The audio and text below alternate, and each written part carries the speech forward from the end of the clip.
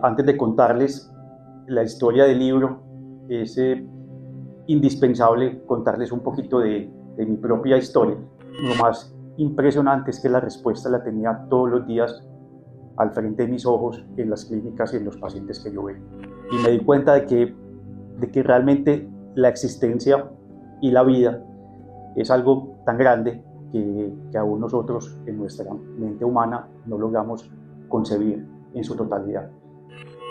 Todos le tenemos miedo a la muerte y que finalmente cuando llega ese momento de pasar esos umbrales, realmente todos los pacientes están tranquilos.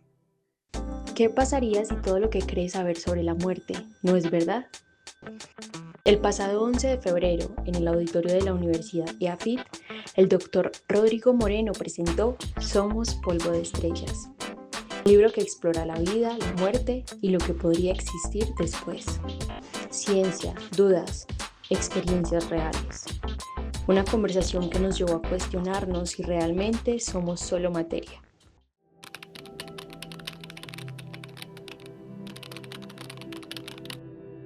Vamos a agregar una pausa para reflexionar sobre la vida, el trabajo y nuestra relación con la muerte, desde una mirada humana y científica, porque cuando observamos la muerte, estamos realmente dando paso a la resignificación de la vida.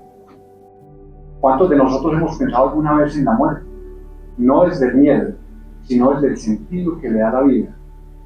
Vivimos corriendo, llenos de pendientes. Lo acabamos de ver con una agenda de las 100 agendas que hay hoy reunidas acá en este auditorio.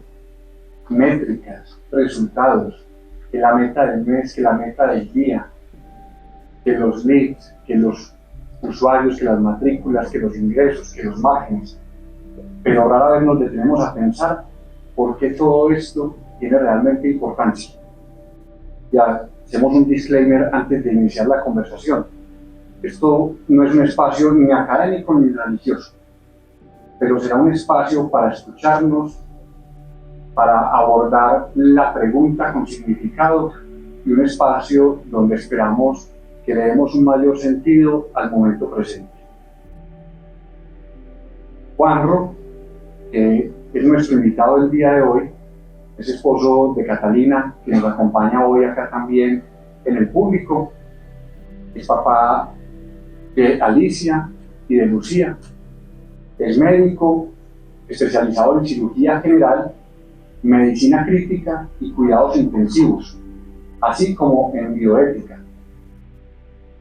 Juanro es en la actualidad coordinador de las unidades de cuidados intensivos en las clínicas CES y en la Fundación Colombiana de Cancerología Clínica Vida. Asimismo se desempeña como profesor adjunto en la Universidad CES. Juanro ha acompañado a cientos de personas en sus últimos momentos de vida, en contextos donde la ciencia llega a su límite y la humanidad toma el protagonismo. De esa experiencia nace su libro Somos polvo de estrellas. La muerte es una ilusión.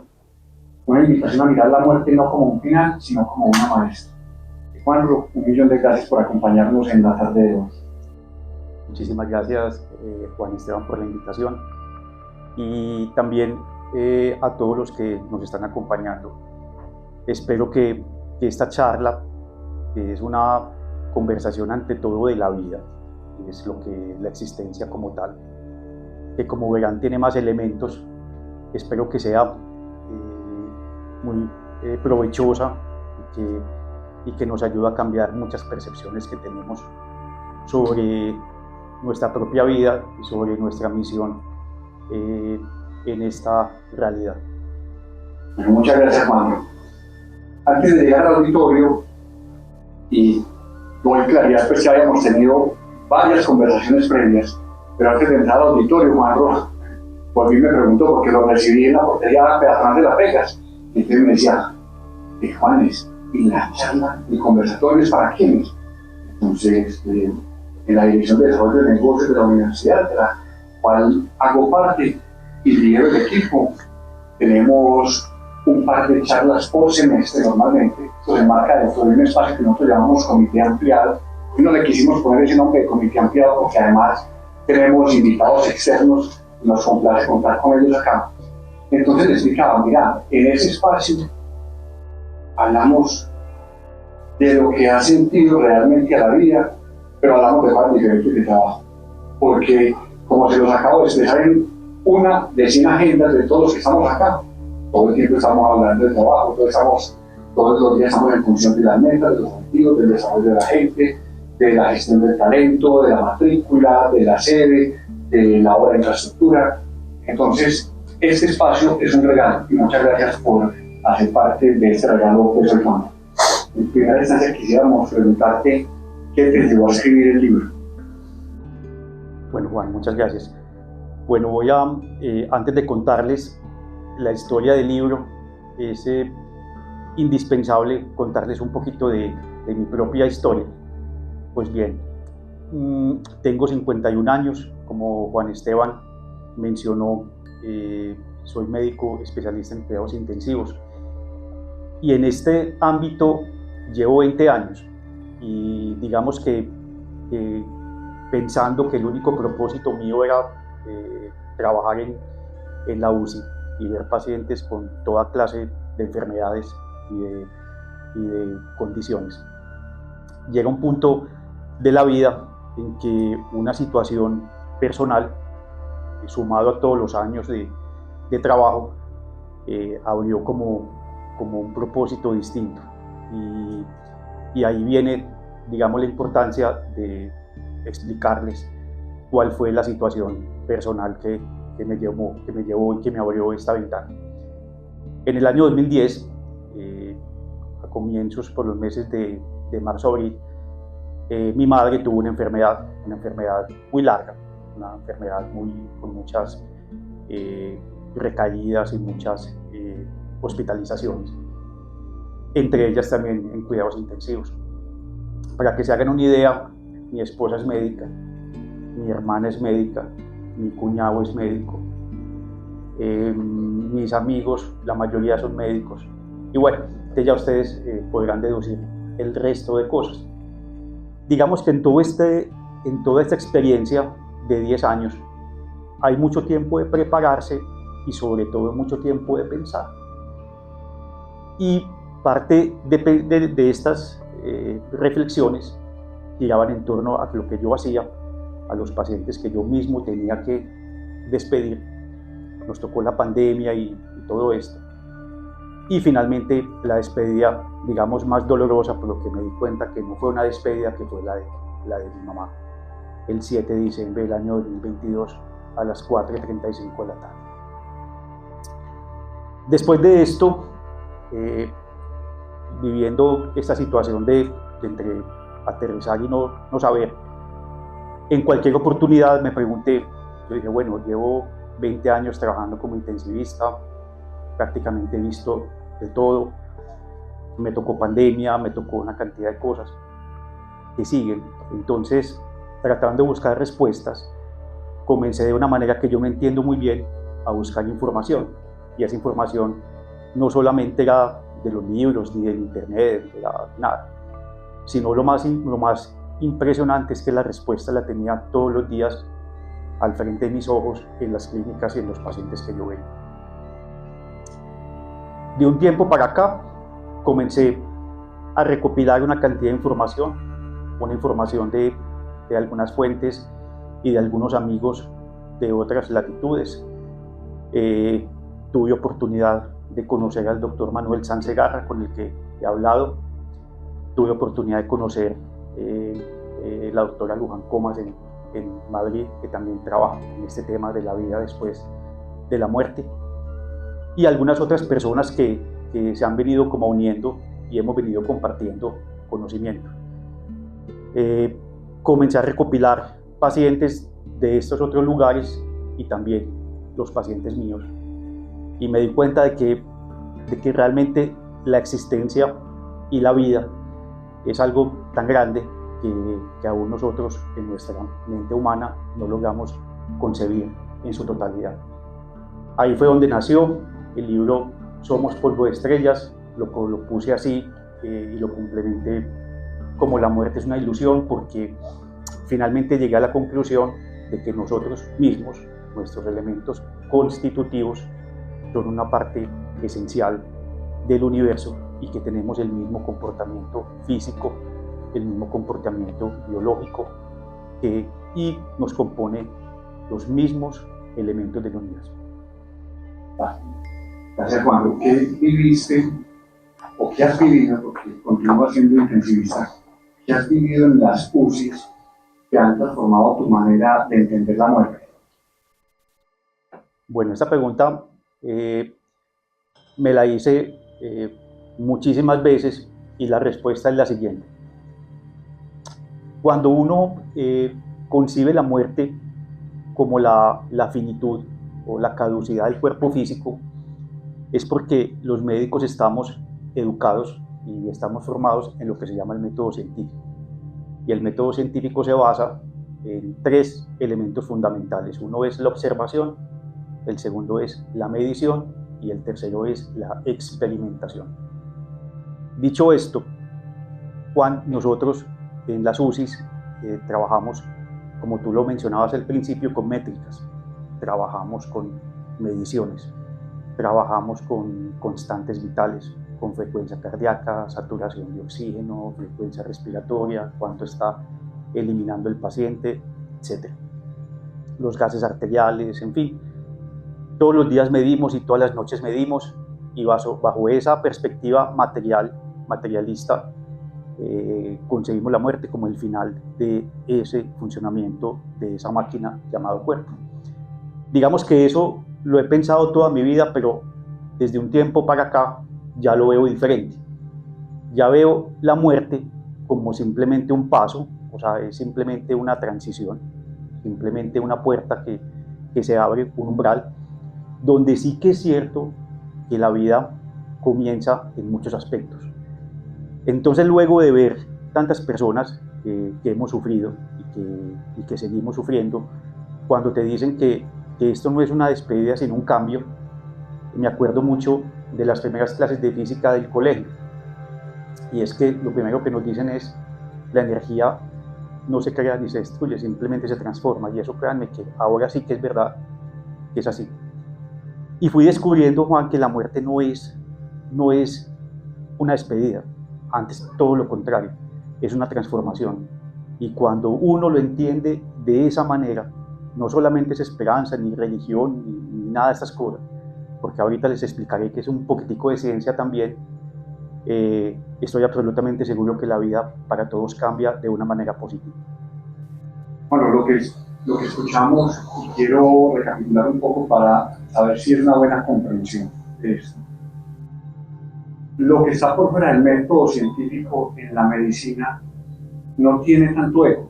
Es cuando piensas en tus colegas, cuando piensas en el sector, lo que se aleja de este método científico no tiene eco realmente.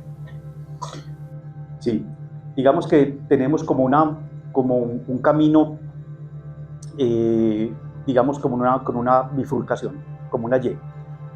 Desde la antigüedad, recordemos que desde la iglesia prácticamente pues antigua y la Edad Media, los fenómenos, digamos, trascendentes, lo que tenía que ver con la conciencia, lo que tenía que ver con los mundos invisibles, lo que tenía que ver con lo que no se ve, con lo no medible, era lo que hacía parte y lo que manejaba en cierto punto la iglesia. Entonces ahí aparecía todo lo que es la parte como anímica de la existencia humana. Pero los elementos de la materia, sí, se dejaban al método científico cartesiano y newtoniano, que es todo lo que se puede medir, todo lo que se puede cuantificar y todo lo que se puede predecir. Digamos, un poco más adelante, con el concepto del espacio-tiempo, digamos que esto se va depurando hasta que hemos desembocado ya en lo que es la física clásica y a comienzos del siglo XX lo que es la física cuántica. Hasta ahí, esta parte de la historia, digamos que está más o menos clara. Pero la iglesia, y obviamente soy católico y soy creyente, pero la iglesia a lo largo de la historia ha dejado a una interpretación los fenómenos intangibles digamos, a la comprensión y al mensaje que se quiere transmitir desde distintas ópticas.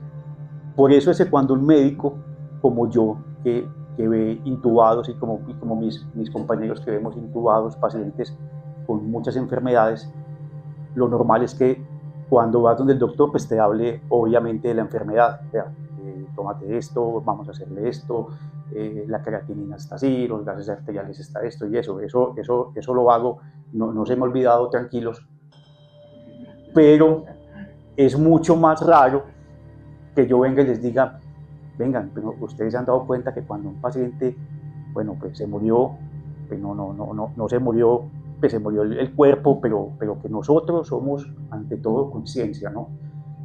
Y que esa conciencia perdura y que realmente es eterno y que no tiene nada que ver con espacio-tiempo. Cuando están cerca del final, pues tú que ves la muerte todos los días en las UCIs, en el Instituto de Cancerología, donde estás también, ¿cierto? ¿Qué suele sorprender a las personas cuando están cerca del final? Lo que más impacta o me ha impactado a mí, de hecho, es que las personas saben o de alguna manera que no entendemos muy bien, todos sabemos intrínsecamente cuándo va a ser, digamos, el momento de despedirnos del plano físico. Y hay una cosa que me asombra y que me ha, digamos, llamado muchísimo la atención en todos estos años, es que todos le tenemos miedo a la muerte y que finalmente cuando llega ese momento de pasar esos umbrales, realmente todos los pacientes están tranquilos. Y he llegado a la conclusión de que lo que preocupa ni siquiera es el solo hecho de que sea una despedida, porque finalmente todos sabemos que inexorablemente tenemos que llegar allá, sino que pienso que lo que realmente preocupa es lo pendiente, y es lo pendiente de la vida misma, porque nosotros hemos establecido nuestras prioridades en lo cotidiano. Entonces, por ejemplo, yo estoy sentado acá, pero entonces estoy pensando en esto de mis hijas, en la clase de gimnasia, en la mascota de Lucía, en la ropa, en la lavandería, en que no he pagado los servicios, cualquier cantidad de situaciones, pero pienso que esa carga mental es lo que finalmente es lo que genera el estrés. Yo creo que todas las almas y los seres humanos sabemos por algún mecanismo que no es evidente para todos que tenemos un momento de irnos, y pienso que ese momento es tranquilo, estoy absolutamente seguro. Me he visto accidentados, he visto personas morirse de cáncer, he visto en la pandemia cantidad de gente ventilados boca arriba y boca abajo, todo eso, mi propia mamá, amigos, compañeros, y créanme que ninguno lo he visto llorando y angustiando diciendo me voy a morir. No, yo creo que es una despedida bonita, estoy seguro que es una despedida muy emocionante, y pienso que es como un volver a nacer.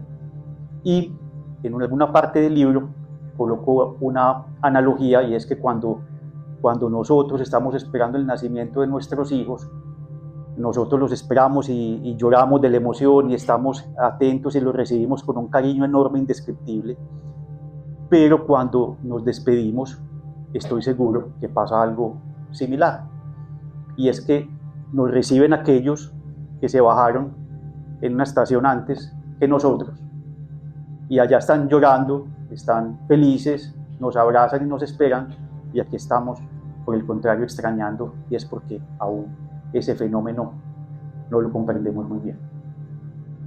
Bueno, Juan, con esto último que dices, quiero expresar brevemente también cómo llegó a Juan. Hace 15 años, en la clínica de Rosario del Tesoro, ¿tú recuerdas el momento, cierto? Por supuesto. Hace 15 años tenía mi mamá en cuidados intensivos. Y yo estaba con mi hermano, yo tengo un hermano mayor, somos los dos, con Mauricio. Estábamos Mauro y yo afuera de cuidados intensivos porque podíamos ingresar solamente en unos horarios específicos y solamente de una persona. Y ahí tuve un encuentro muy bonito con Juan, cuando nos aborda, no para hablarnos de procedimientos médicos, esto hace 15 años, no para hablarnos de procedimientos médicos, sino para hablarnos de la muerte y hablarnos de la humanidad también. Yo recuerdo algunas de las palabras que sostuvimos en ese momento, en parte de la conversación, Juan Roy, nos decías algo así como: no fuercen el momento, vean la muerte de la mamá como una transición, como algo bonito, y permitan que sea la mamá la que decida. Permitan que sea la mamá la que decida por su cuerpo y por su transición. Y ese gesto, que fue hace 15 años, entendí cuando leí el libro de Somos Polvo de Estrellas de Juan, entendí que ese gesto fue lo que realmente nos ayudó a darle un significado a la muerte de la mamá. Porque yo creo que todos estamos de acuerdo en algo, y es: uno quisiera que las mamás fueran eternas, ¿no?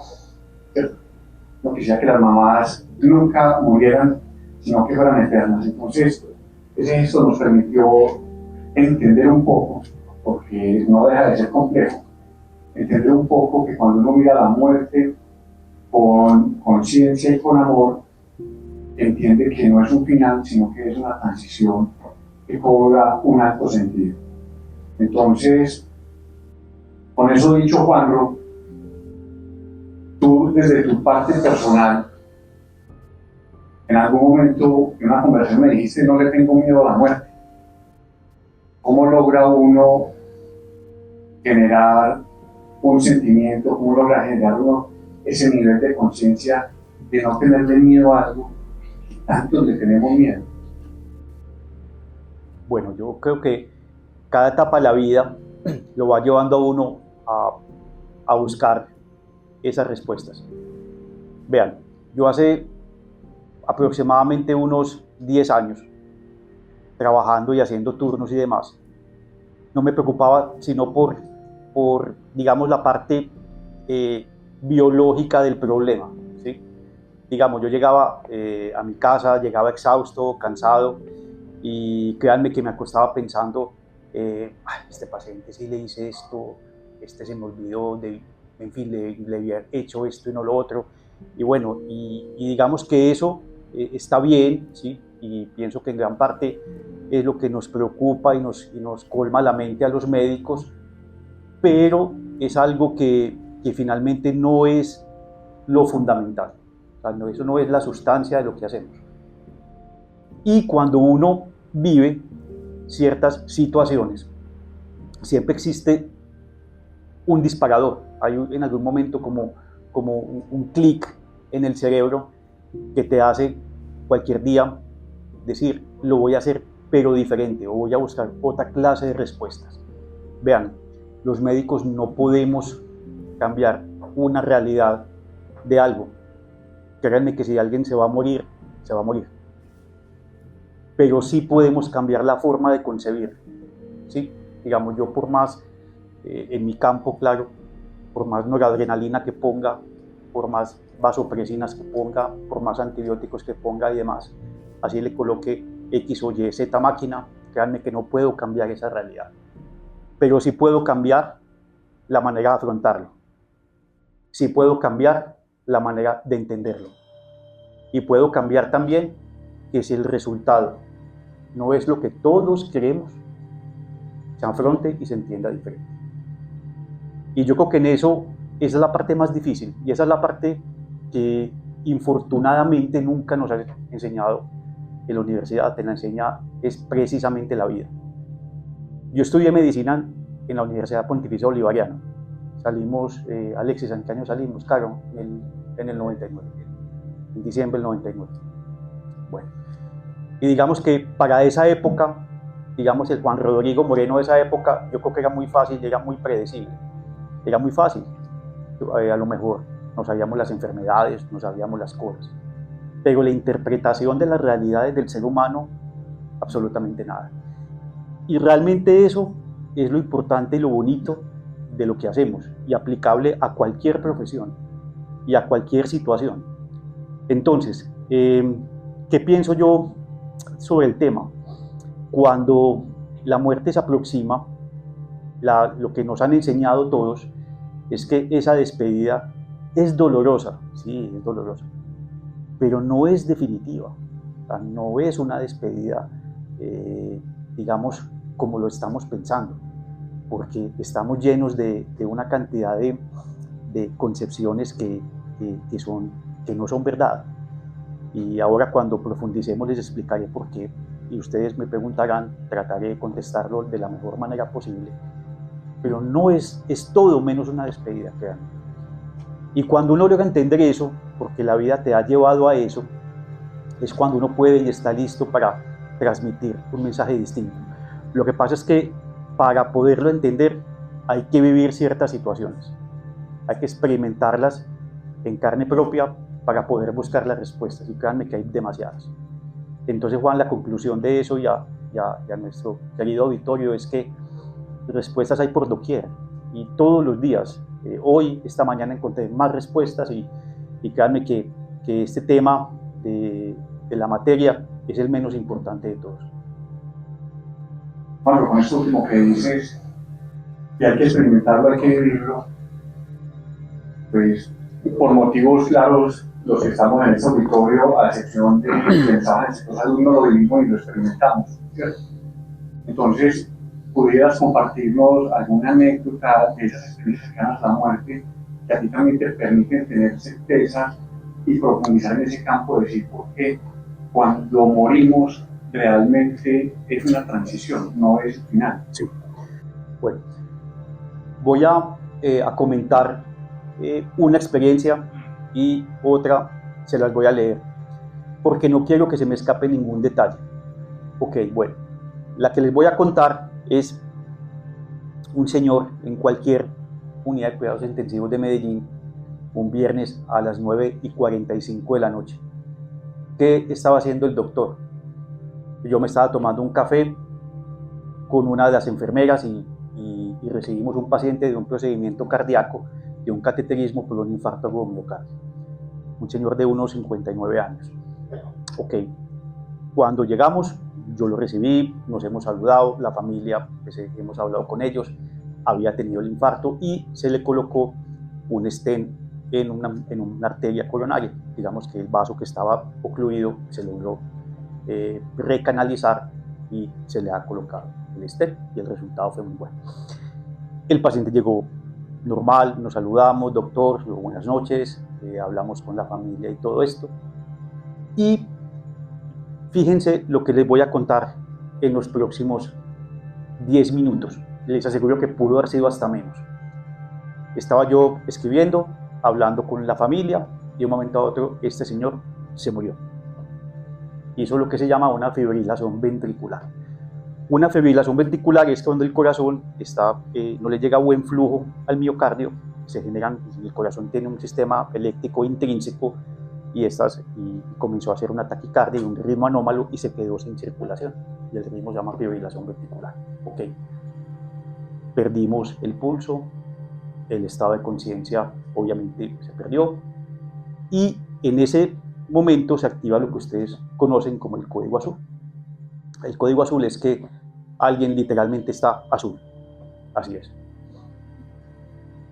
Bueno, dicho esto, entramos, intubamos el paciente, comenzamos las maniobras de reanimación. Yo fui el que intubé al señor, y fíjense un dato importante: los tubos orotraqueales tienen tamaños en French, así se llama la medida de los elementos en medicina, se llaman French. Y si estos, usualmente en adultos, nosotros pedimos entre el 8, entre el 7,5 y el 9,5 French, así se llama.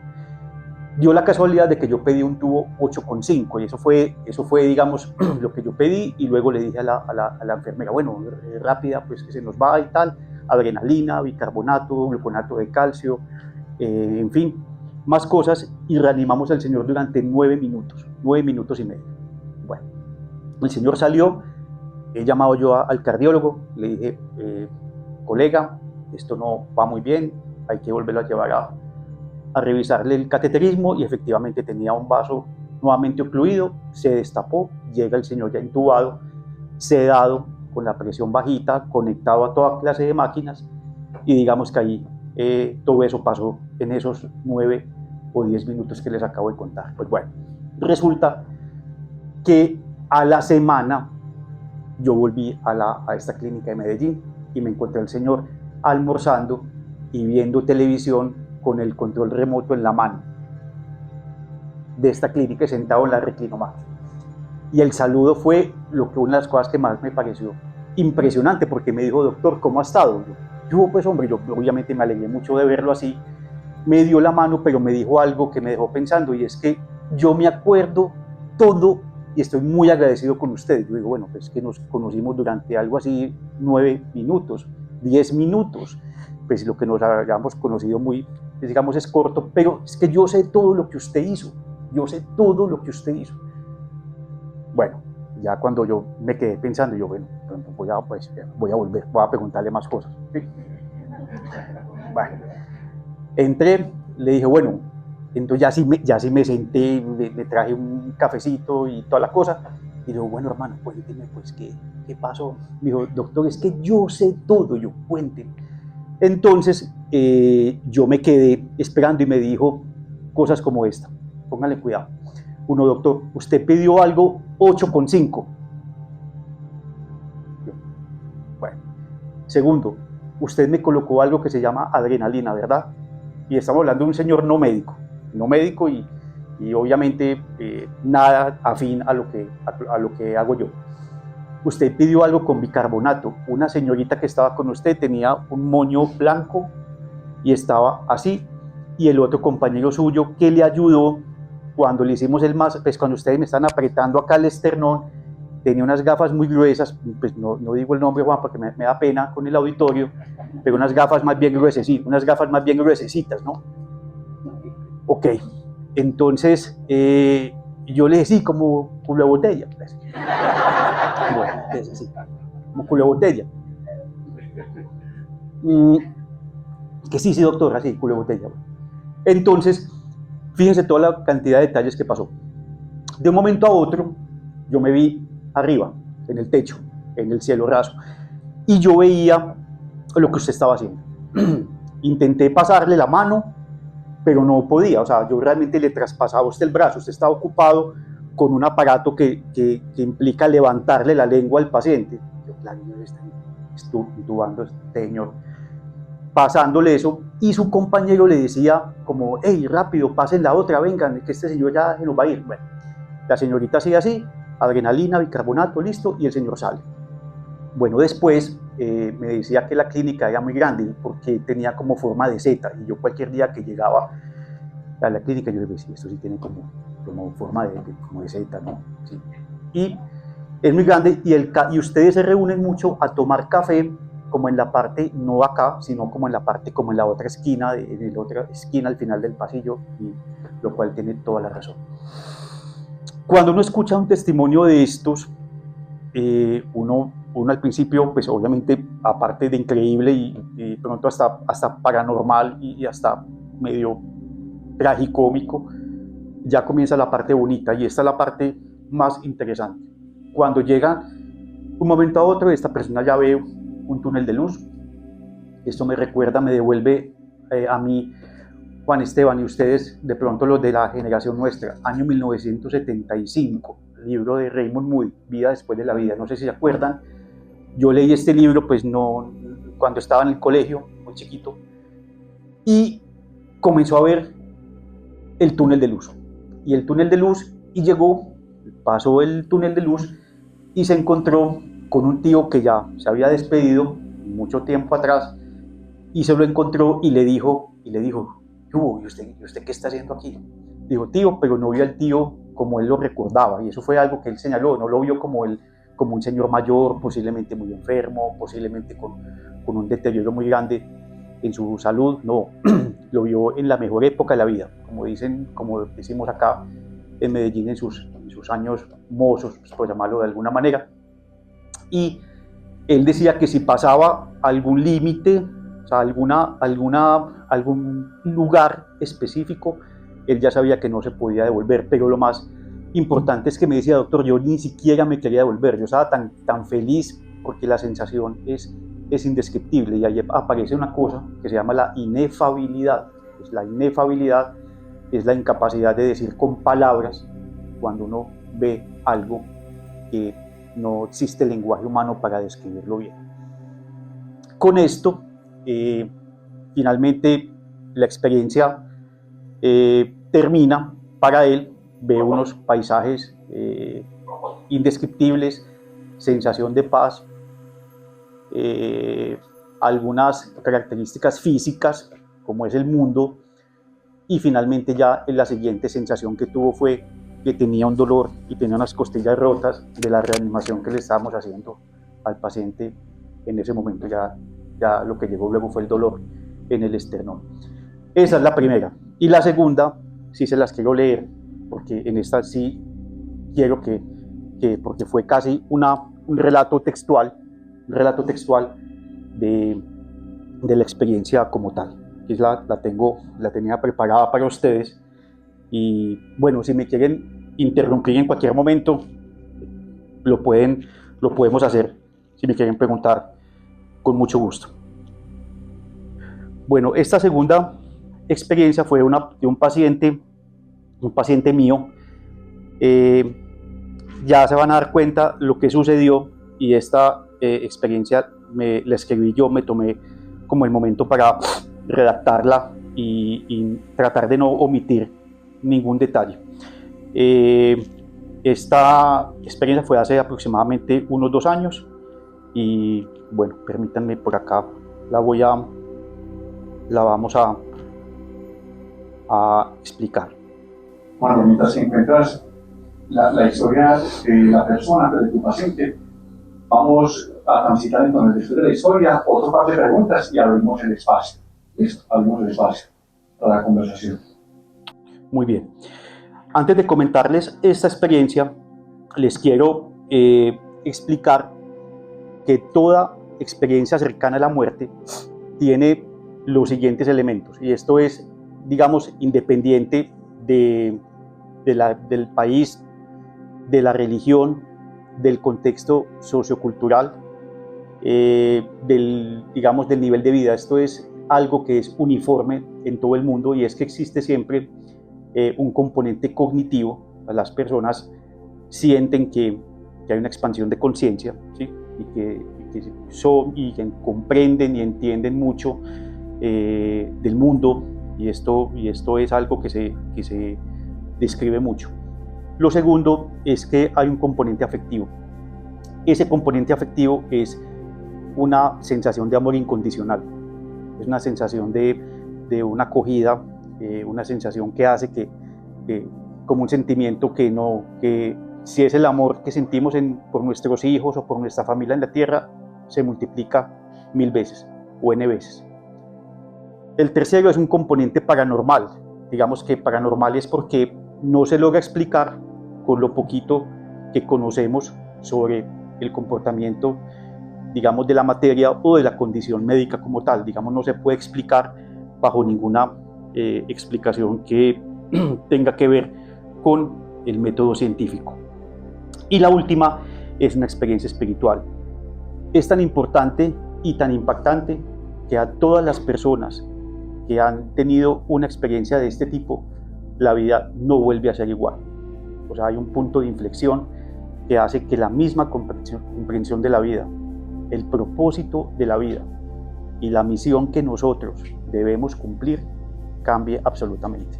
O sea, nadie que haya vivido esto, incluyendo el caso que les he comentado y otros más, ninguna de estas personas ha vuelto a ser igual. Y en eso puedo dar, digamos, un testimonio real, un testimonio auténtico, y créanme que pienso que es parte de lo grueso, de lo importante, porque la ley o la distribución de prioridades en la vida cambia por completo. Vale, Juan. Pues con lo último que acabas de decir, Juan, ¿Qué puede entonces enseñarnos la muerte sobre la forma en cómo vivimos? Yo creo, Juan, que la muerte te ayuda como a establecer, yo diría que el mensaje más importante de las experiencias de casi muerte es saber como cuál es la función que nosotros tenemos en esta realidad. Y quiero mencionar, no sé si alguien ha leído el libro de Miguel Ruiz que se llama Los Cuatro Acuerdos, que es algo de la filosofía tolteca, de los nativos toltecas en México. Bueno, resulta que los toltecas llamaban dos fenómenos, uno se llamaba el nahual, que era la luz de las estrellas, y otro se llamaba el tonal, que es la luz que hay entre una estrella y otra estrella.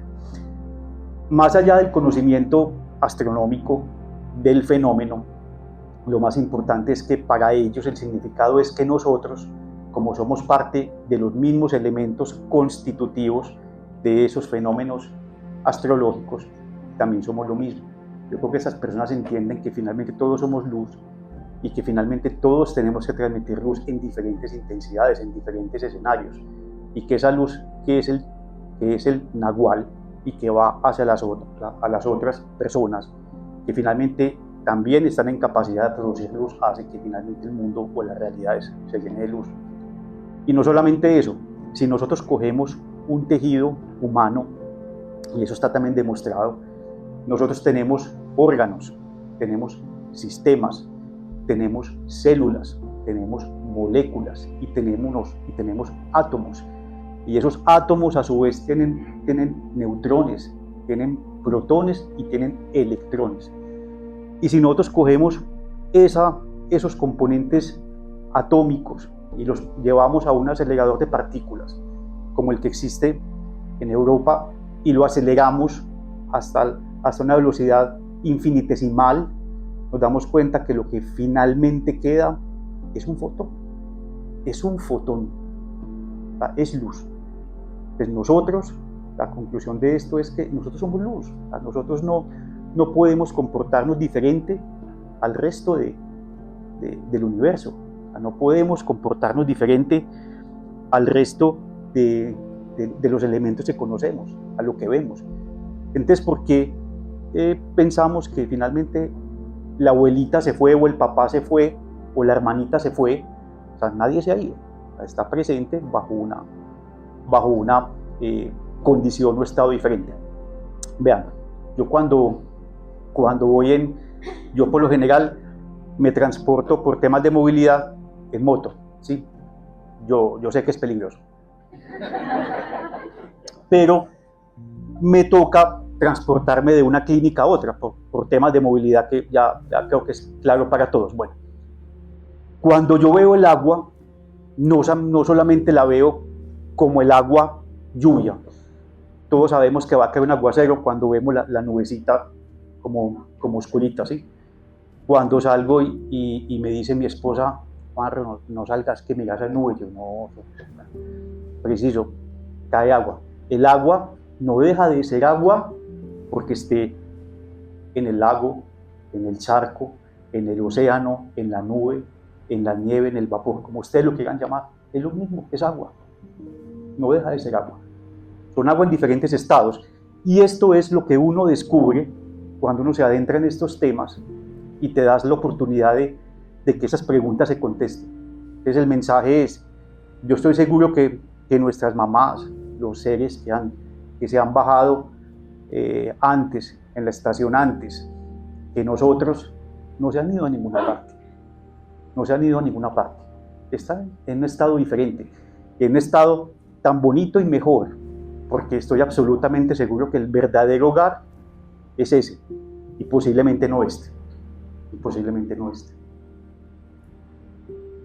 Bueno, con el poco aliento que me vas dejando, Juan Roca, mencionabas ahora de este paciente que tuvo la experiencia cercana a la muerte. ¿Tienes experiencia cercana a la muerte? El que contaste. Sí, y el que les voy a contar a continuación también. Bueno, resulta que sentía, y escuchen bien el mensaje, solamente sentía el viento y sentía la velocidad de mi motocicleta. De un momento a otro, todo esto dejó de existir en ese momento. Lo último que había percibido era 120 kilómetros por hora en la motocicleta, en el velocímetro de la motocicleta. Luego todo negro. Y luego un ambiente gelatinoso, como gelatinoso. A partir de ahí, escuchaba un ruido lejano que parecía como el ruido que producen las personas que trabajan con metal, como si fuera un herrero, como si fuera una fábrica tal vez. Y luego vi una luz pequeña, pero esta luz fue aumentando en su intensidad y su tamaño, y me sentí atraído hacia esa luz. A partir de ahí, comencé a entender cosas que nunca entendía. Comencé a comprender cómo funcionaba el universo y comencé a darme cuenta que el cuerpo que yo veía en el pavimento no era mi cuerpo, sino que era sencillamente algo inerte que no me representaba. Avancé hacia la luz y cuando llegué a la luz, crucé un umbral. Y cuando crucé ese umbral, me encontré con un ser luminoso, muy alto, que me ha dicho: tienes una oportunidad de escoger porque tienes libre albedrío. Al principio no entendía muy bien la pregunta, porque mi principal preocupación era todo lo que tenía que hacer en el plano terrenal y que no había logrado terminar. Pero al mismo tiempo me sentía también que no me quería devolver. Sin yo entender muy bien, sentí que me jalaron hacia una realidad diferente. Y cuando, contra mi voluntad, sentí que había llegado a mi cuerpo, lo primero que sentí era que me estaban aspirando las flemas dentro del tubo conectado al ventilador.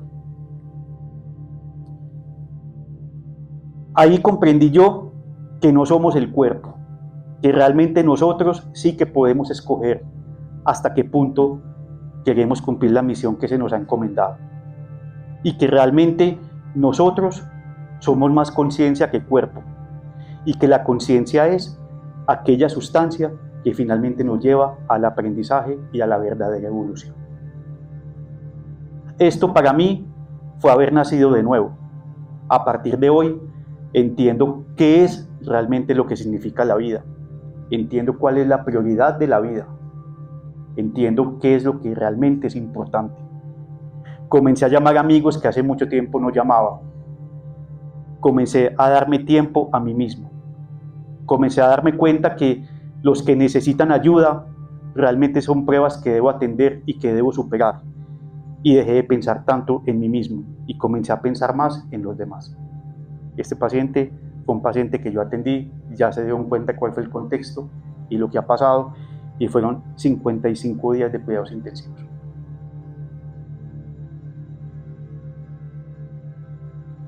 Me quiero volver un poco, Juanro, al paciente anterior, cuando él te decía, pues de hecho es relacionado con el que acabas también de compartir, ¿no es cierto? Y es, ¿qué nos enseñan estos pacientes, nuestros dice cercanos a la muerte, de las verdaderas prioridades en la vida? ¿Estaremos muy equivocados frente a las prioridades? ¿O no necesariamente equivocados, estamos nublados? Sí, yo pienso que esta brújula de la vida, digamos, está un poquito loca y a veces nos señala como horizontes que no son lo más importantes. Y eso nos pasa a todos los días. Las personas que he logrado conocer y entrevistar, las prioridades de la vida absolutamente cambian en todo sentido y se dan cuenta que lo material realmente son medios y no fines, ¿sí? Nosotros tenemos muchas veces la idea de que bueno, todos creemos y tenemos nuestros hijos y pensamos que llenando ciertas necesidades materiales vamos a lograr cumplir nuestra misión, digamos, muy bien, ¿sí? Digamos, yo termino mi viaje hoy, pero si dejé ciertos elementos, eso sería como el punto de decir yo cumplí algo o no cumplí, o no lo hice bien o si lo hice muy bien. Independientemente de eso, estas personas cuando cambian esa manera de ver la vida, se dan cuenta que lo fundamental ni siquiera es eso, lo fundamental ni siquiera es si el papá murió a los 50 años o a los 83 años. Eso es prácticamente irrelevante, sino lo que se vivió, sino lo que se aprendió, lo que pudimos interactuar, lo que aprendimos unos a otros. Es algo que de una u otra forma pudimos transmitir a otras personas que lo necesitaban, ¿sí? Y que, como les decía hace un momento, yo como doctor te puedo decir, yo no puedo evitar, en parte sí, pero no puedo evitar que un final de un paciente sea en tal día y en tales circunstancias, porque finalmente los médicos podemos cambiar muchas cosas, algunas cosas, pero no todas, pero sí tenemos algo que es absolutamente obligatorio y es acompañarte y explicártelo bien. Pero sí puedo cambiar la manera, si las cosas no salen bien, de que lo comprendas mejor, de que lo asimiles mejor y que lo entiendas mejor.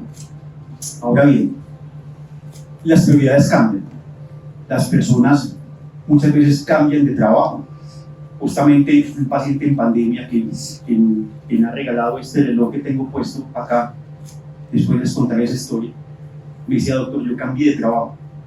En el año 2023 yo trabajaba haciendo un mantenimiento en una fábrica como taller, y hoy en día lo que estoy haciendo es que voy a unos grupos de adultos mayores, les cuento historias, les cuento mi experiencia, ayudo a los enfermos, visito unas personas, y créame, doctor, que no he dejado, en palabras del paciente, no he dejado de comer, no he dejado de vivir, y créanme que vivo con la maleta mucho más liviana. Yo creo que eso ya es la respuesta que todos estábamos esperando. Bueno, abramos el espacio para preguntas, reflexiones, que nos haya pues detonado esta conversación con Juan. ¿Quién quisiera atreverse?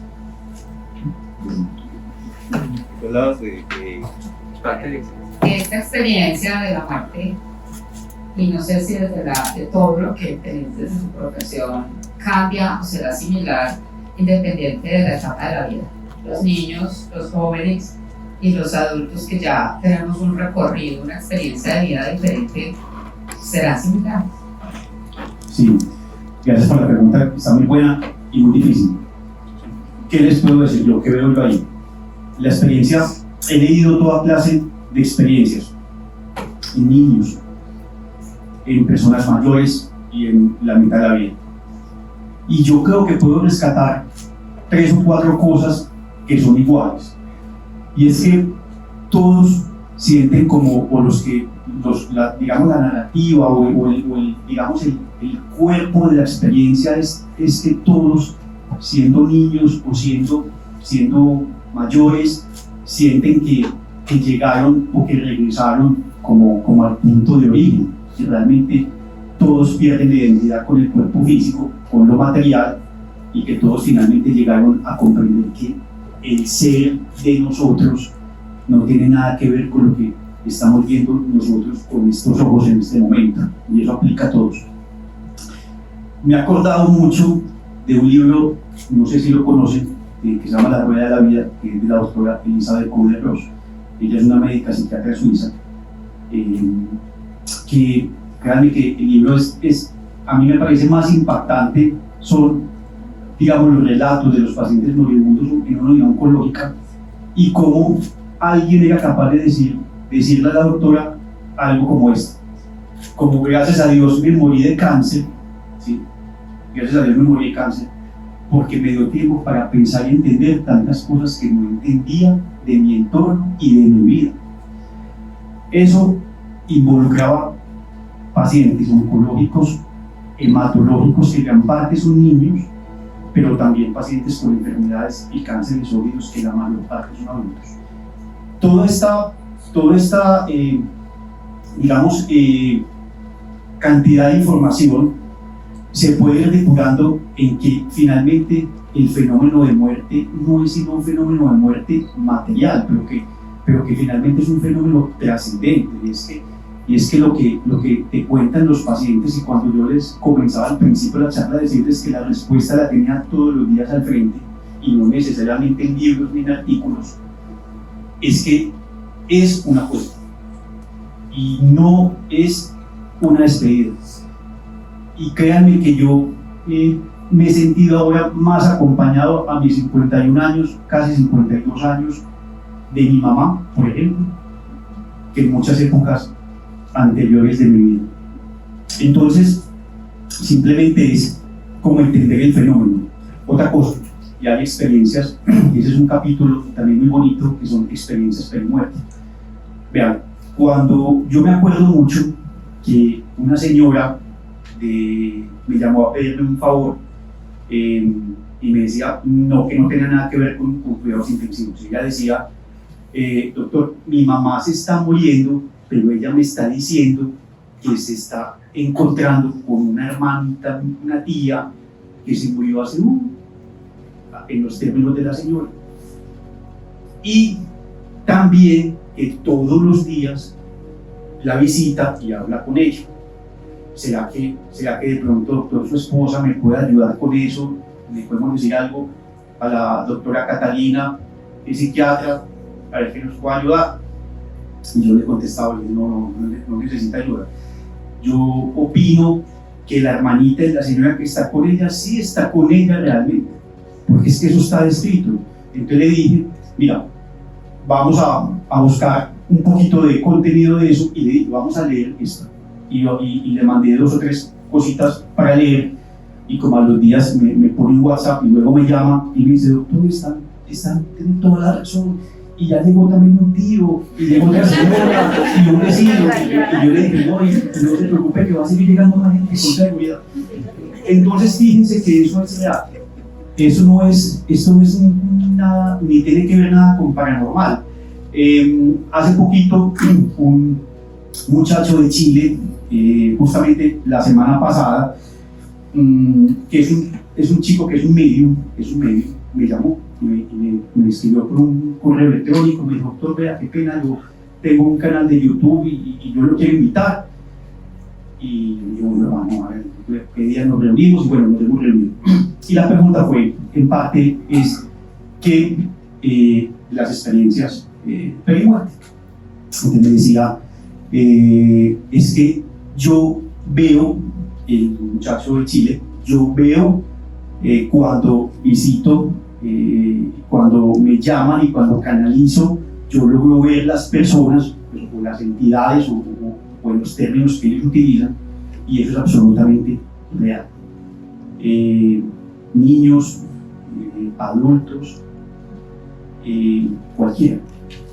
Y eso es realmente, pienso que es muy bonito. Acuérdense lo que les decía ahorita, yo creo que uno, aquí recibimos los hijos, pero también estoy seguro que el recibimiento allá tiene que ser muy bonito.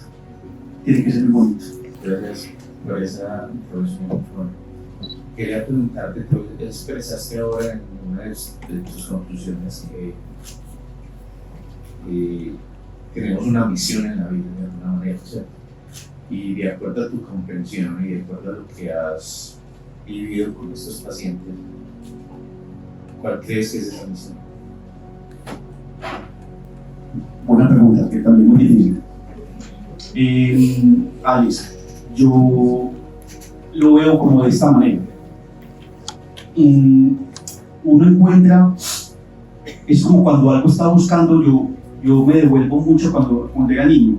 Había un juego en que a uno le escondían, no sé, una bolita o una pelotica, en fin, en cualquier parte. Y salían los niños disparados a buscar pues supuestamente la bolita o la sorpresa que le han dejado ahí.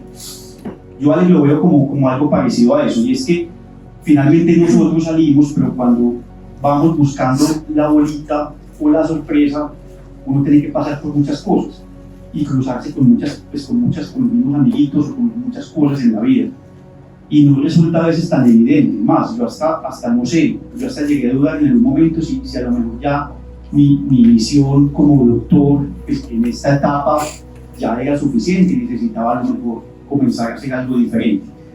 Y no, dejé de pensar en eso, pero lo que sí es absolutamente cierto, y lo veo que es así, es que esa misión, creo yo, que no es tan evidente desde el comienzo. Yo creo que la vida te va llevando te va mostrando unas rutas y unos caminos que uno tiene que ir descubriendo. Y ahora me llega a la mente una frase muy bonita que a todo el mundo pues trato de expresársela, y es que nosotros vinimos a la vida a aprender lecciones y a cumplir misiones, o mejor, a cumplir misiones y a aprender lecciones. Es decir, esa búsqueda de la abuelita continúa para todos, hay que hacerlo. Y pienso que lo importante es encontrar a la abuelita, ¿sí? Y saber qué hacer con ella. Y a lo mejor mi misión de pronto no estaba completa siendo yo doctor, o siendo ingeniero, o siendo arquitecto, o siendo cualquier profesión, cualquier cosa, siendo mamá. Es la profesión más difícil que papá. Entonces en eso les creo que hay que transitar, hay que navegar un poquito y hay que buscar la abuelita. Y eso es lo que yo contestaría de esa pregunta. Bueno, me tocó por fin. Aquí en medio de todos quiero decirte que siempre he admirado mucho tu profesión, tu inteligencia y ahora más que nunca tu humanidad. Después de leerme este libro como 4 veces y cada vez aprender más, me encantaría escuchar de ti la narración de la vida después de la muerte como un proceso de evolución. Me llama mucho la atención esa parte de ti. Gracias, Carol. Y Carol, muchas gracias también por el comentario tan lindo. Bueno, pero no crean lo que dijo Carol, que eso no es verdad. ¿Listo? Bueno, Amit Goswami es un físico cuántico nacido en la India y que trabaja en la Universidad de Oregon. ¿Y por qué menciono a Amit Goswami? Ok. Porque es un físico cuántico. Y acuérdense que a partir del año 1905, cuando Albert Einstein publicó la relatividad especial, y que luego fue seguida en 1915 con la relatividad general, apareció un concepto fundamental, y es que nada viaja más rápido que la luz. La luz viaja a 300.000 kilómetros por segundo. Bien. Dicho esto, la siguiente pregunta es: si yo les conté ahorita que nosotros somos luz, ¿y qué pasaba con la celulita pequeña, con sus átomos y con sus electrones y con sus protones? Si la ponemos en el acelerador de partículas, finalmente son fotones. Okay. Dicho esto, hay algo que tiene que evolucionar. Listo. Esa pregunta la contestó muy bien Amit Goswami. Dice que lo que evoluciona, claro, es lo que se llama la monada cuántica, y es dentro de la anatomía de nosotros. No solamente está el cuerpo físico, y aquí digamos como que me direcciono un poquitico a las filosofías orientales, sino que existe el cuerpo vital, el cuerpo emocional y el intelecto supramental.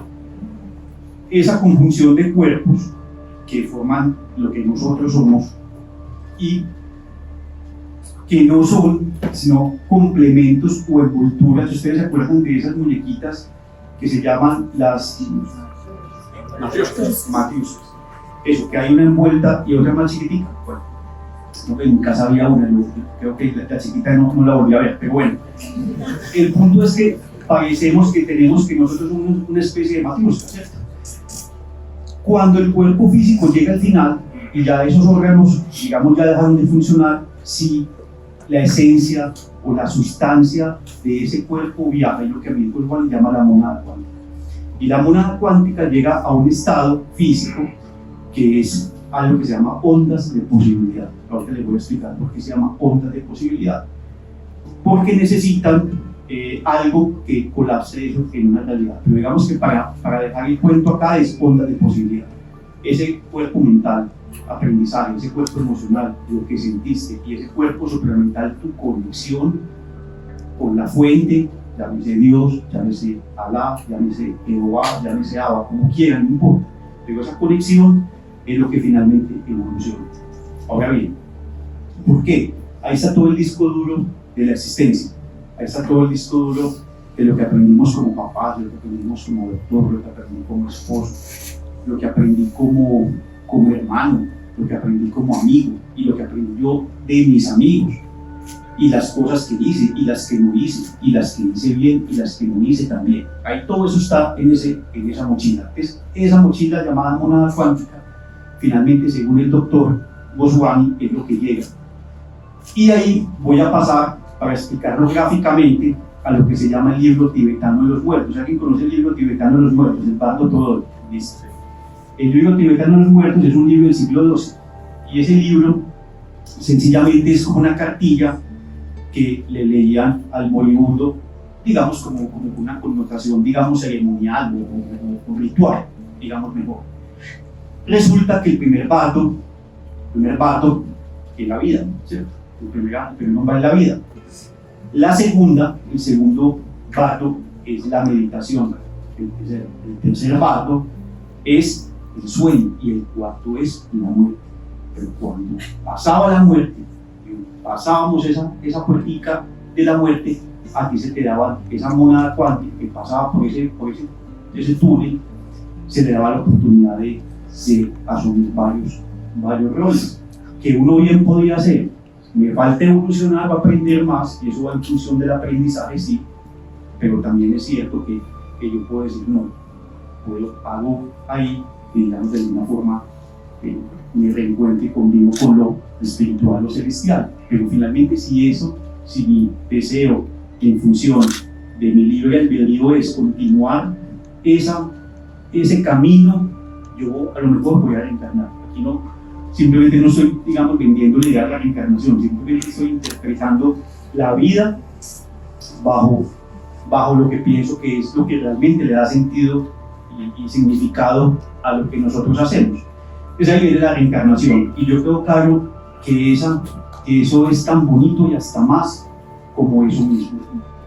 Y no solamente porque en la Universidad de Virginia, en los que han visto, y creo que de eso hay hasta un programa en Netflix que habla de algo de eso, y no es porque los niños chiquitos en algunas veces se acuerden de situaciones o pasajes que a lo mejor vivieron en una vida anterior. Yo creo que los niños pequeños tienen todo el cassette lleno de cosas, o el disco duro lleno de cosas, como es el mundo sutil que no vemos. Pero en fin, esa es una idea mía, pero yo claro pienso que es algo tan bonito como eso.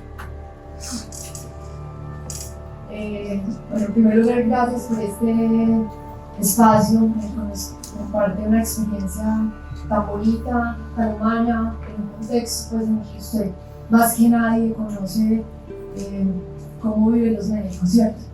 No sé si son 3 preguntas, 3 comentarios, en los que usted tal vez pudiera decirme algo más. En primer lugar, me queda como esa idea de hasta qué punto, en esos escenarios puntuales que usted plantea, saca pues otros de allí, la muerte se configura como una elección un poco del orden del inconsciente, ¿cierto? Y esto lo relaciona pues un poco el relato que decía don Esteban cuando usted les dice a ellos un poco dejen que la mamá diga, ¿cierto? Decía cuando este asunto también, cuando en el relato que usted plantea a esta persona que dice yo vuelvo un poco contra mi voluntad, ¿cierto? Y en algún momento también escuchaba a otra médica intensivista que decía un poco, no recuerdo muy bien, algo como yo entendí que el milagro estaba es cuando el otro decide hasta acá, ¿cierto?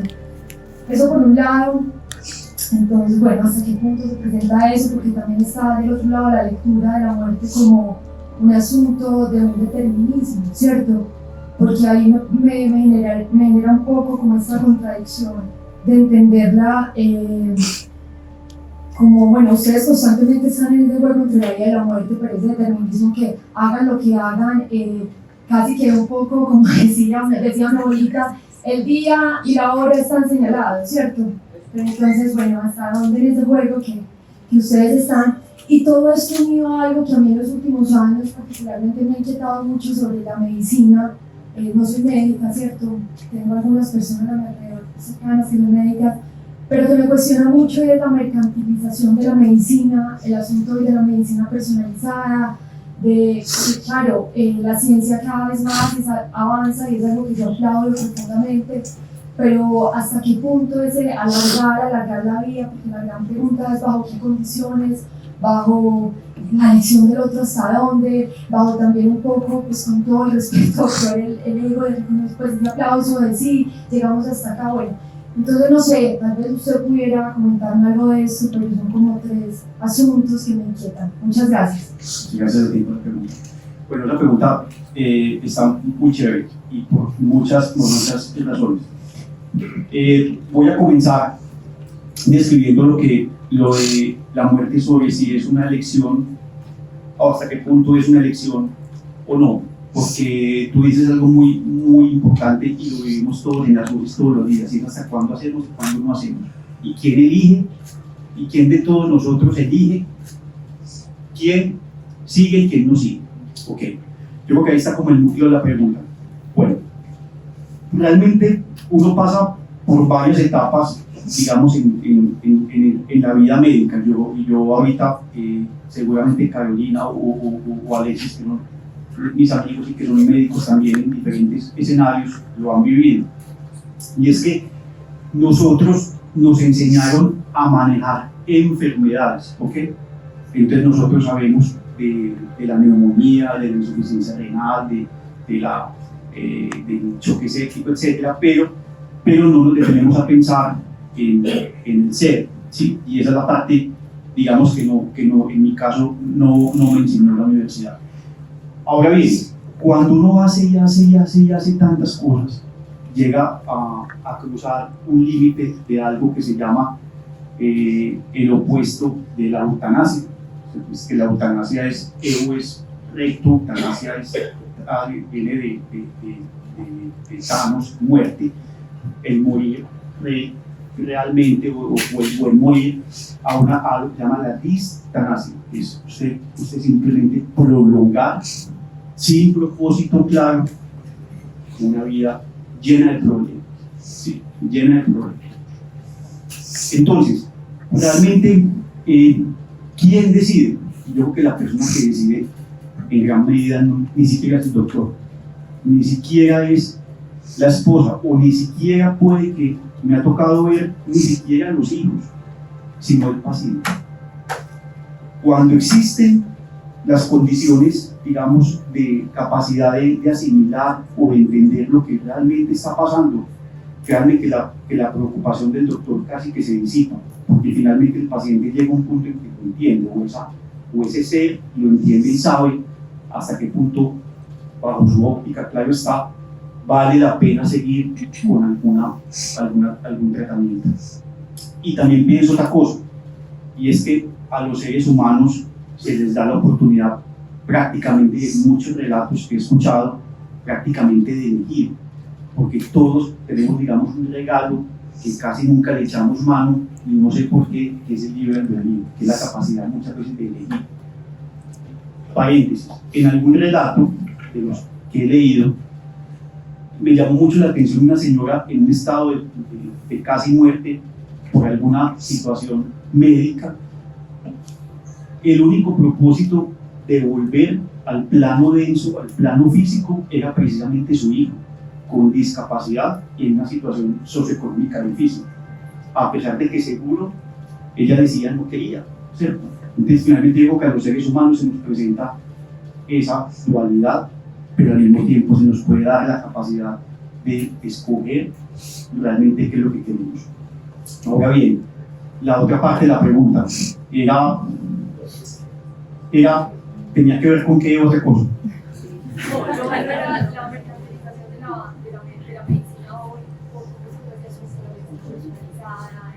Ok, yo pienso que la medicina personalizada, y bueno, y ni siquiera debería ser un tema de ahora, en mi opinión. Yo creo que la medicina, vean, yo me acuerdo cuando a mí me llevaban, cuando yo estaba chiquito, a mí me daban muchos dolores de cabeza, y me daba una cosa que se llamaba Alicia en el País de las Maravillas. Se llamaba así, eso se llamaba así, y aparecía así en los libros de medicina. Y esa es un tipo de migraña en los niños en que hacen que uno vea unas cosas grandes y unas cosas pequeñas, o sea, macropsias, micropsias y como luces acá. Bueno, a mí, digamos, me daba mucho eso. Y me acuerdo que en esa época la medicina era tan especial que a mí me llevaban de un doctor que a mí me parecía muy particular. y llega el neurólogo de esa época, mi mamá me llevaba allá y me decía, vea, este muchacho ve unas cosas de un color, está navegando, y estoy muy preocupado, que le duele la cabeza, y ve luces, que no ve la gente. Entonces, claro, entre esas cosas me daba cuenta que la medicina para esa época era algo muy personalizado. En esa época no había EPS, yo no creo. Entonces ya hoy en día la medicina era mucho más bonita porque eran de persona a persona, y uno se sentaba y yo realmente que el doctor me parecía pues, me parecía fantástico, un ser muy, muy particular. Entonces yo creo que hemos perdido eso. Yo hoy en día, y en cuidados intensivos, sabes que sí es cierto, porque el paciente ni siquiera puede hablar. Yo les aseguro que el 90% de mis pacientes no me conocen a mí. La familia sí, pero los pacientes no, son muy poquitos. Y uno está ahí día y noche, y uno está ahí sufriendo y haciendo fuerza, y uno les toca hacerle mil cosas. Pero eso es lo bonito, pero aún así no he perdido nunca el sentido de que siguen siendo mi paciente, ¿no? Entonces realmente eso se ha perdido. Yo creo que la medicina sí debe ser personalizada a todo nivel, porque es que no estamos manejando ni número de SURA, ni nueva PS, ni no sé qué otra que se intervenida, pues sanita, no sé. Somos personas, y eso es lo bonito, creo yo, de la medicina. Yo veo estudiantes en el CES, y una de las poquitas cosas que yo les quiero como inculcar mucho es que cuando lleguen a ver un paciente no le digan el paciente tal, salúdenlo, el nombre, denle la mano. Bueno, yo he sido toda la vida pues, muy efusivo y tal, pero créanme que ahí uno aprende, y ahí es como yo he logrado incorporar en mi vida muchos de los relatos que hoy les he venido a contar. Entonces yo creo que esa es realmente la medicina como debe ser, y así es como, créanme que para hacerlo bien le tiene como que costar mucho lo que está haciendo. Hola, buenas tardes. Primero, darte las gracias por el espacio y contar dos experiencias que se vuelven o que generan sentido bajo todo lo que tú comentas, tanto del libro como de las experiencias que has compartido y has escuchado, ¿no? La primera, tuve a mi mamá hace más o menos 8 años en UCI, 15 días por un accidente que tuvo. Y dentro de eso ella decía que iba a un lugar donde estaba con muchas personas, muchos familiares, entre esos mi abuela. Entonces, claramente cuando ella despertó, pues ella no se quería despertar, porque sentía como ese confort y esa tranquilidad.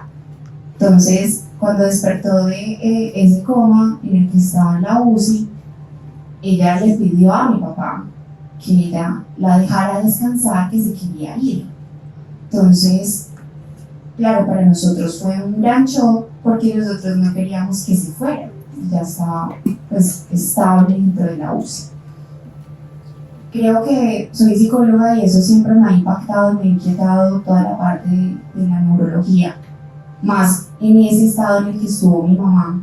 Ella estaba en la Carlos Ardila en Bucaramanga, y el médico siempre nos trataba de dar los avances junto con una junta directiva que nunca se me va a olvidar, que ellos trataban como de explicarnos todo lo que le hacían a ella, pero también genera sentido en que no solamente le cambió la vida a mi mamá, porque ella ve un sentido en la vida espectacular, y ella dice que tiene una misión gigante en la vida que aún no ha podido saber cuál, pero también la unión familiar en ese espacio, ¿cierto? Y el cambio de sentido de vida de nosotros también, del concepto de valorar a y de unirnos más por, ¿cierto?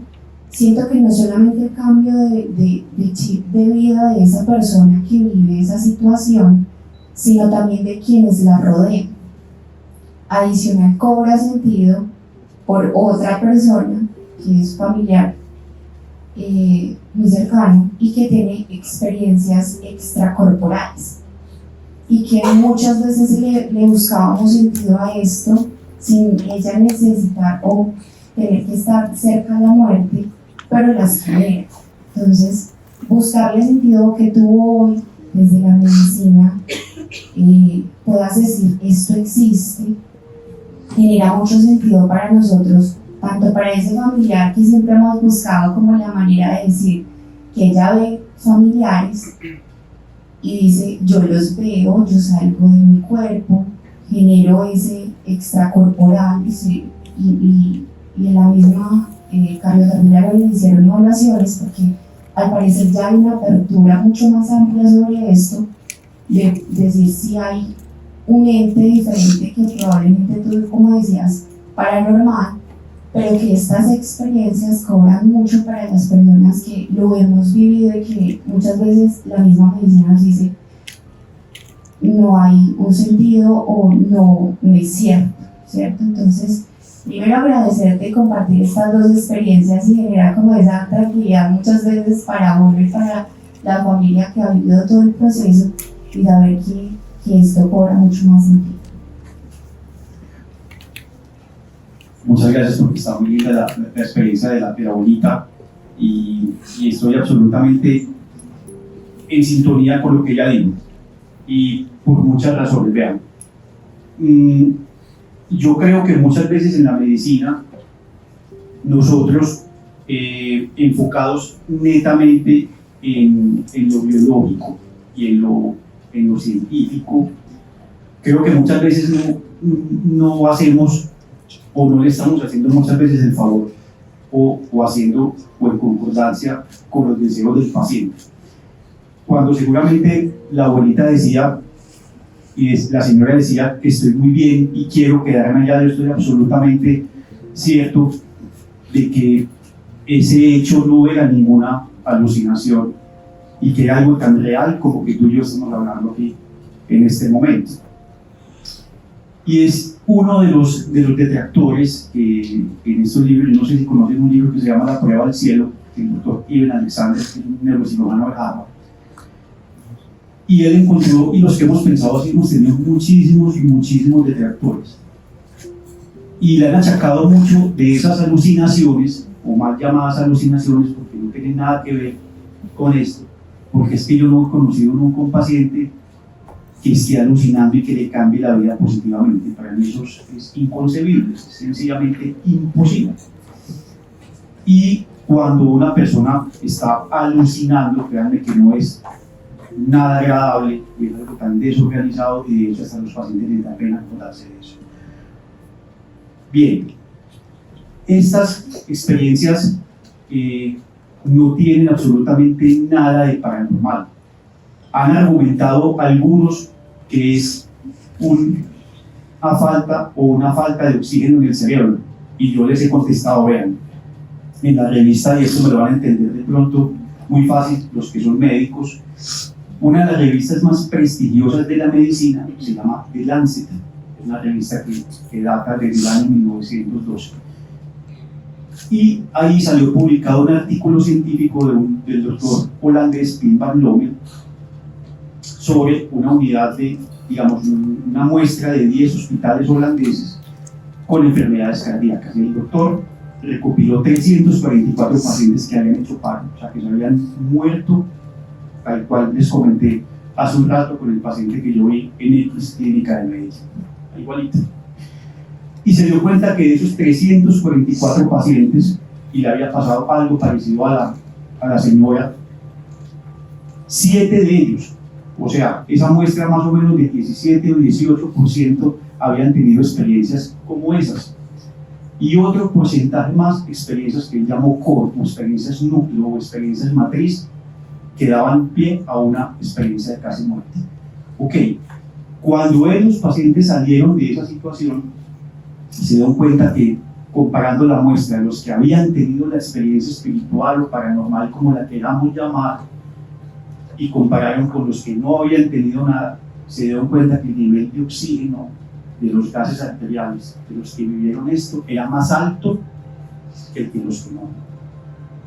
Entonces nada tiene que ver, ni el oxígeno, ni los medicamentos, ni el nivel de acidosis, ni el nivel de lo que ustedes quieran, con una experiencia que es espiritual, que es trascendente y que nada tiene que ver con aspectos biológicos. Todavía peor, más adelante, ese mismo núcleo de pacientes los llevaban y les preguntaban y les decían que narraran, que contaran la experiencia que habían vivido, al mismo tiempo que les hacían una resonancia magnética del cerebro. Y se han dado cuenta que se activaban zonas del cerebro que en un paciente en un paro cardíaco era imposible que esto pudiera pasar.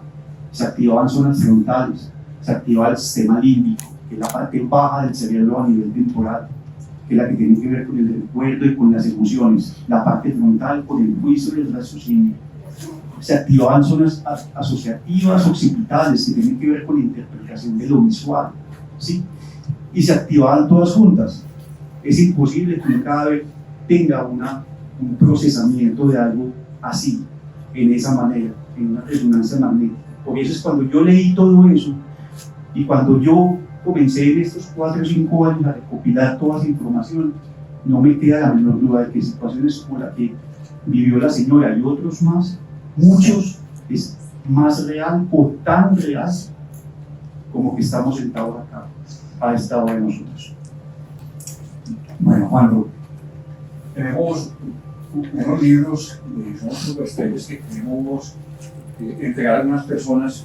Lo primero, pues agradecerte enormemente por llevarnos a esta conversación tan hermosa, resignificando lo que hemos entendido por la muerte y a su vez entonces valorando seguramente más el propósito y tratando de entender cuál es pues, nuestra misión en la vida. Entonces, tomamos una lista de asistencia al ingreso, vamos por acá a entregar 5 libros que a propósito A yo los me que los leí. hicimos preguntas. Hermoso, los que yo conté ya, que a propósito pues, es un libro muy, muy hermoso. A nada de la vida es coincidencia.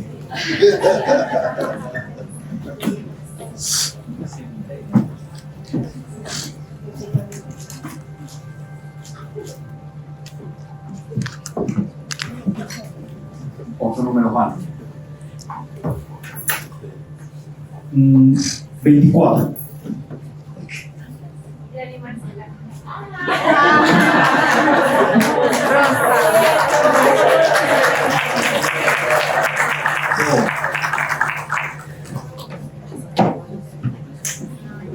Nada, la vida es coincidencia.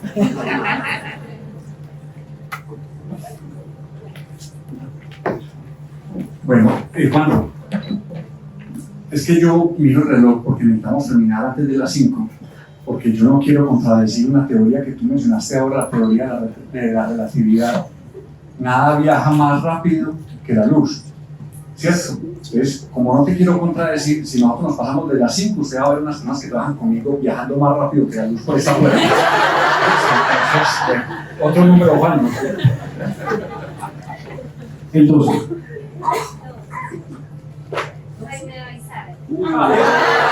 Ese era uno de los que viaja más rápido que la luz a la ciudad.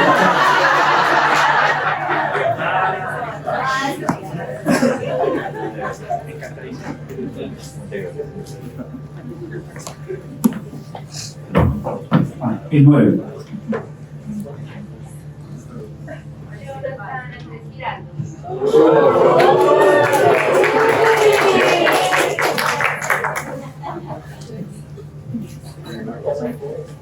Sí.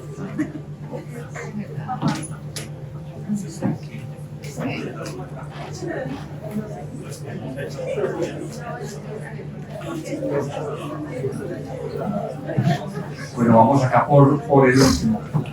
De todas formas, Juan, lo siento que tú trajiste otros si alguien se interesaba en comprarlos. Sí, claro. Y la segunda edición. Y saber algo, Juan, quería decir tú el último número. O ponerle más como más emocionante. ¿Cómo es el último? Sí, claro. Estamos en la segunda edición, vean. Ahora, antes de que Juan diga el último número, yo, pues realmente el propósito de, y ahorita cuando nos toque ya despedirnos, es cambiar la conciencia y explicarles que nosotros somos conciencia, sí, pero ante todo, ¿se acuerdan del tema de luz que les comenté? Y es que tenemos un pequeño contenido, pues muy sencillo, Lorena Osorno, que es la que es la amiga que me ayuda con todo ese tipo de cosas. Gloria ha sido pues un angelito que me ha acompañado en esto, y es a las personas que sepan ustedes que están viviendo una situación difícil, compleja, como yo la viví, como seguramente Juan y todos ustedes, algunos lo han vivido, entréguenle esa bolita debajo del árbol, entréguenle ese mensaje, y díganle que fue un doctor, pues que de pronto eso, pues yo no sé si será bueno o malo, no sé, pero por lo menos que conoce alguna cosita de eso, y que si eso lo hace sentir un poquito mejor, yo creo que lo cumplimos como la misión que nos escogimos, ¿no? Así sea un poquito mejor, créanme que a mí me ayudó bastante, y espero que a ustedes también. Ahora sí, Juan, no puedo. No, Juan, yo veré. Gracias, Juan. 33. Vanessa Isabel.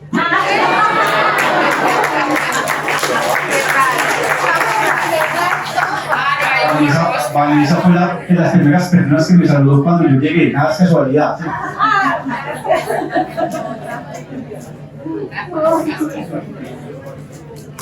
Y lo disfruté bastante.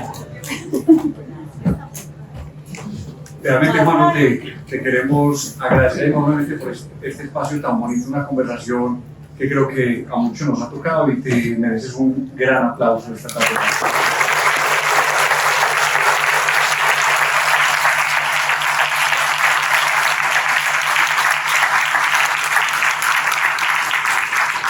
Bueno, a todos muchas gracias también por acompañarnos, y feliz resto de tarde. Chao.